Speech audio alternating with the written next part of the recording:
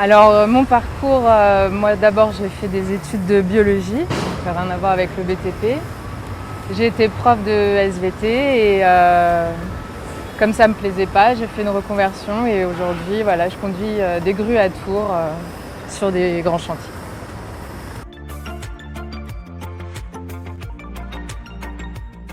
C'est un peu des deux, ça vient effectivement d'un rêve d'enfance, voilà, d'enfants qui aiment bien jouer avec les grosses machines, enfin en modèle réduit.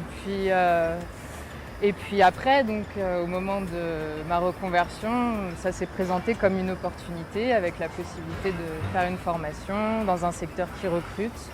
Donc ça s'est bien combiné, quoi. Ce qui m'a donné envie d'être grutière, déjà ça vient d'assez loin. J'ai toujours regardé un peu dans le ciel les grues, à me demander qu'est-ce que ça fait de travailler en hauteur comme ça sur des chantiers. Et en plus, en me renseignant, j'ai trouvé qu'il y avait beaucoup de choses sur la concentration, la vigilance, la précision, voilà, qui me correspondaient aussi dans ce métier. La vue, voilà.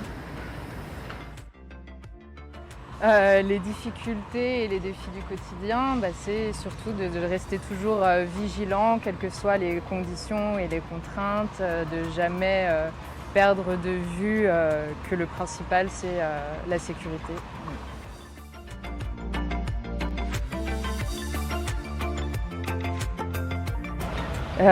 Ça fait une différence probablement, je ne peux pas vraiment le savoir n'ayant jamais été un homme sur un chantier de construction, mais j'ai pas l'impression d'être un extraterrestre.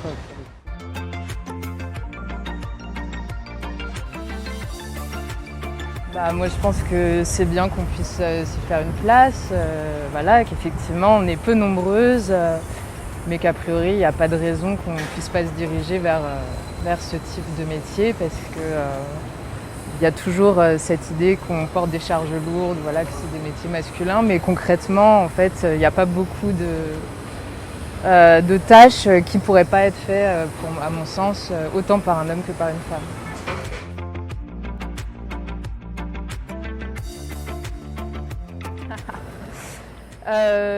C'est pas tout à fait la même ambiance que quand on travaille qu'avec des filles, mais ça fait pas de mal en tout cas. Oui, ça arrive, mais ils se moquent aussi des garçons, donc c'est normal. Un petit peu, oui, ça m'est arrivé de ressentir du vertige. Je me souviens d'une fois où je suis allée à Madère sur une grande falaise comme ça, où j'étais obligée de me tenir au sol pour regarder en bas. Mais effectivement, je pense qu'on confond souvent vertige, acrophobie. Enfin, c'est quelque chose qu'on peut surmonter. Voilà. Après, j'ai aussi fait de l'escalade, donc petit à petit, on apprend à se jeter de plus en plus haut. Donc, c'est rien d'irrémédiable. Oui. Oui. Parfois, on me dit non, t'inquiète pas, je vais le faire, je vais porter pour porter une bouteille d'eau, voilà, qui pèse 1 litre. Mais il faut s'imposer après, voilà. Ça dépend des jours, mais oui, il y a des jours où je ne croise pas d'autres femmes sur le chantier. C'est toute une organisation, effectivement. Il faut s'organiser pour monter des bouteilles d'eau et pour aller aux toilettes. Donc on a des pauses normalement, on peut descendre en cas de besoin et sinon, comme tous les grutiers, les grutières ont aussi des bouteilles d'eau voilà, pour dépanner en cas de besoin.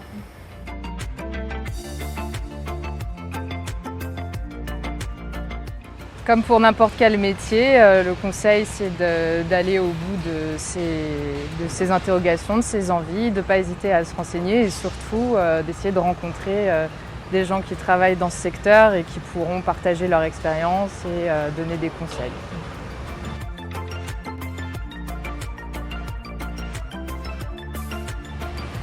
Dans 10 ans, je me vois potentiellement encore en haut d'une grue ou ailleurs sur un chantier ou peut-être encore dans un autre domaine, qui sait, l'avenir reste ouvert.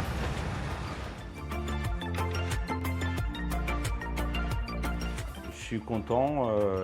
C'est quelqu'un qui est arrivé ici, il n'y avait pas d'expérience. Content, il travaille bien en sécurité, il est tout seul. Je suis très content. C'est pareil que joli, il n'y a pas de souci. Hein, je l'apprends sans hésiter. Le plus important pour moi, c'est la motivation. Pour l'instant, c'est pas le savoir-faire. Après, nous, on est là pour le former. C'est notre boulot. Nous, on est là pour ça.